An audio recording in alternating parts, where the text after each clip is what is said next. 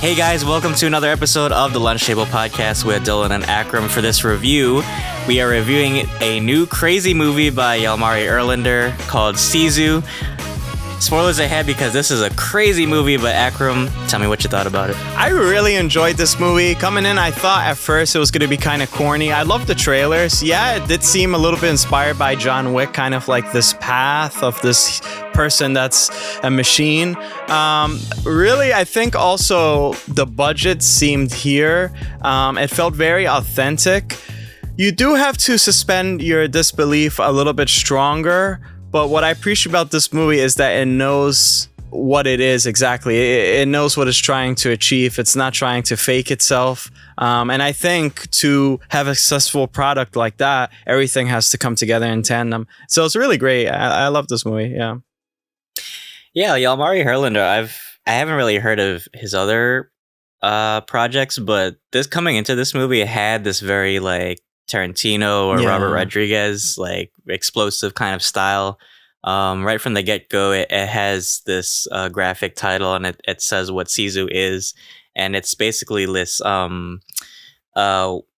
it's basically like a white-knuckled courage, like when all hope is lost. But I kind of, you think it's a war movie coming into it, but it's actually not. It's like kind of like a European Western, or Eastern, if you want to call it. Right. It's very gritty. It's like you said, it's like a John Wick, but kind of meets like Indiana Jones kind of movie. And it's so funny we say John Wick because he actually has a dog in this movie too. Yep. But I loved it right from the get go. The character, I forgot the name of the name of it. Well, they call him they gave him like a nickname, like in Russian. He's like kind of like the boogeyman, or he's this ex-Finland commander. Right. And his real name is like, his last name is Korpi, something like that. Yeah, exactly. Yeah, he has like this reputation. I think they said he had like over like 300 kills. Yes. I don't know if this is based on a true story, but if it is, holy shit. Yeah. He was such a badass character. But yeah, there were moments where I kind of had to suspend my disbelief as well. Like there was a scene where like they were like hanging him and he could just kind of like brush it off like it was nothing. And then there was a scene where like he like hung onto a plane with a pickaxe, and I was like, okay, it's kind of like cartoony, but it's still kind of cool in a way. It's like you want to see him get through the end. It's kind of like a gauntlet where he has to go like through all these obstacles and all these different enemies, right? Yeah, it felt like waves if you're playing like some sort of RPG or something. It's like all these ads that you have to go through. I liked one thing they mentioned, which was it's not really about the strength that you have, like who's stronger. It's about who could last longer in a sense. The endurance. Endurance. And so we do see that he's getting messed up a lot. We also see some shirts where like some shots where he was like naked and you see a lot of scars and whatnot. It's all about the gold, but I think in this way, the gold is kind of the same meaning as the dog was in John Wick. There's something about the gold. It's a little bit more than just money. And we see that it's a war-torn Finland, I believe, right? And there's nothing really left for him. So most of this movie takes place in like really open shots. And in my mind, I was like, kudos to them, because I was thinking, how are you going to choreograph this? Like, where is he going to take cover? Where is he going to do this? So I liked how they put a lot of obstacles in a way, like landmines, and then there's a burning car, and then he has to get under a truck. There's like a lot of cool ways to deal with just this vast open space, and I think they successfully nailed it. We got some other characters too. There were some women that were captured, and I believe they were, because of YouTube, I guess I'll say graped, but they were cool too. Actually, I like them. They didn't add much. I think they kind of added. It was just like a cool revenge thing at the end that they did. So I thought that was really nice. I don't know. It was like a They cool kind of thing. reminded me of like the wives from Mad Max. Oh yes, just like That's that. Exactly. Yeah, exactly. Yeah, it's like they're kind of like victims, but now they're kind of like freedom fighters. At the Right. end. Yeah, I thought that was cool. I thought that was cool too. They got like their revenge with the one Nazi dude at the end. I thought that was so cool. Yeah, and the main villain, Askell, and he plays Commander Heldorf. He's like this Nazi commander guy, and he's got like, I don't know, he's got like this suave about him. I don't know what it is. He's cool. I think, to be honest, he's actually kind of cool. You hate to love him, but it's like something about him, like he plays a good villain, I guess. Yeah, he does. He reminds me a lot of Mads Mikkelsen in a way, just the looks that he gives and stuff. There's like a confidence he has and some sort of wisdom beneath the surface. So, and of course he's the one who's leading his men, which he doesn't really care about his men at the end of the day, because he said to Wolf, the character you were talking about earlier, he said like, well, they're gonna either hang us or arrest us or do something. We're gonna lose this war. So it's really about the gold. And I like that setup too, because it's like, why is this guy so persistent? But at the end of the day, again, it's because of the gold. There's a lot of gold and it could change their lives and they could flee, and that's it. So it made it kind of like, okay, now that's kind of realistic. I get why they're after this guy. It's kind of like an allegory too for the Nazis, like because they got so greedy during the war, and it was kind of like their downfall. It's like they should have just gave up while they were ahead, you know? Right. Yeah, that's a good point. Exactly. All right. So, what do you think about the actual fight scenes and stuff like that? There was a lot of gory parts to it. Yeah, it's very violent, but it's in a way not over the top. And I like what you said, like it's a very like open space, so there's not much you can do, but at the same time there's like the minefield thing. I thought that was so genius, right? Yeah. At first I wasn't expecting that. When the horse first steps on the mine, I thought like a grenade went off or something, but then I'm like, oh wait, this is World War II during Europe. The Nazis planted a lot of mines in those very big open spaces, so it makes sense.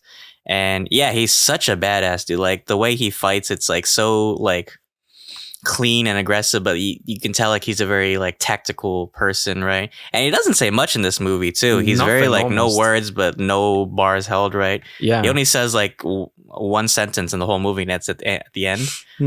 So I think that just kind of adds to his character, right? He's not this very talkative person, right? He just does, right? He's kind of like a force of nature. Yeah, he's exactly what the Dos Equis guy should have been. I think he's definitely that. They had to replace that guy with this guy, Yeah, and in a way, he's more mythological. He's just more than a being. Like, the backstory, but that doesn't really get in the way. It's just this guy. So that was really cool. And I think that this whole tale kind of looks like, when like you try to say a story to somebody of like something in the past, but you don't really remember the names or what's said and whatnot. It does feel like that encapsulated into a movie, and it feels very like well paced, and there was a good amount of action going on. But it does feel like a recounting of something, but like an over like the top recounting of something that may have happened. That's why, again, the authenticity from this was really great as well to see that. Well, it's like. Yeah, in a movie, like, or like even in like history, like you don't remember a person by their real name, right? You only know them by like a nickname. Like if you watch Inglourious Basterds, they call Colonel Donnie Donowitz the Bear Jew, right? Because that's what he's known for. Right. Yeah, so it's kind of like he has this like urban legend built around him, so he's got this reputation. And it's scary too. It's like he's a guy that you don't want to fuck with, right? And he just refuses to die. He's like that scene where he stitched himself up and he cauterized himself with gasoline. I thought that was so bad. He must have played like Elden Ring or GTA to prepare for this role. I swear to God, it was so bad. Man, they should have put him in The Last of Us, because all he had to do was put endure and survive, and endure and survive. That's it. That's it. That was it. That's what Sisu means, endure and survive. No, the Nazi guy looking at him while like he's patching himself up. That's you. Like looking at gameplay walkthroughs on YouTube. Like, oh, even the underwater. Like he must have been the mythosaur in Mandalorian. That's what they're looking for. They were looking for him this whole time. Exactly. He wrote the mythosaur or something. No, Bo-Katan ran away from him. They had to tame him. Right. Fuck the mythosaur. They couldn't though. That's why Mandalore fails. Right. Yeah. Really cool. I mean, the ending was kind of cheesy though. Like the guy with the motorcycles, when they just hopped out, I thought that was stupid. I was like, you had the gun right there. Like, why'd you just shoot him? Yeah. It had to end on a very over the top note, but I think overall the movie was funny. I like how the main villain died too. They had to strap him to a bomb. Oh, that was interesting. To kill him. Yeah, it's like it's like you said, it's like a video game or RPG. Like this is the final boss fight, and it has to finish on a very explosive end, right? Yeah. Well, where I feel like this transcends like certain elements. I wouldn't compare this to like Call of Duty or something, but definitely I would compare this to, I don't know. It could be his own field. Hopefully, Jeff Keighley can announce Sisu 2 as like a Nintendo Switch game or something like that. But no, it's a really great movie. To be honest with you, I think you guys should check it out. I think you guys will have a blast with it. I hope it does well in the box office. I believe it deserves it. For my rating, I would probably rate this a 9 out of 10 for me. What would you rate it? I'd probably give it a 10 out of 10. I think it was great. It was very easily digestible. I also love that they made like chapter markers, and it feels like very short chapters. It's like you're watching a novel like unfold on screen. I like that. 10 out of 10 for me. Sound design was great. The shots were great. The action was cool. And the characters were awesome. Yeah, well, you heard it from Dylan himself. Well, guys, thank you so much. If you made it to this point, hit that like button with a Pickaxe, and make sure you also check out our other reviews, right? We have plenty of reviews. We're still reviewing Barry and Succession. We're going to review Citadel coming tomorrow at the time of this recording. That's going to be pretty cool. We'll see about that. But yeah, guys, stick with us. We have plenty of content. Dylan, take us away. Well, thank you guys so much. Check us out wherever you're listening to your platform podcasts on Anchor, Apple Podcasts, Spotify, and of course YouTube. You can see our ugly mugs every day. Keep following us for more content. But yeah, thank you guys. Until then, thanks for having lunch with us. See you guys.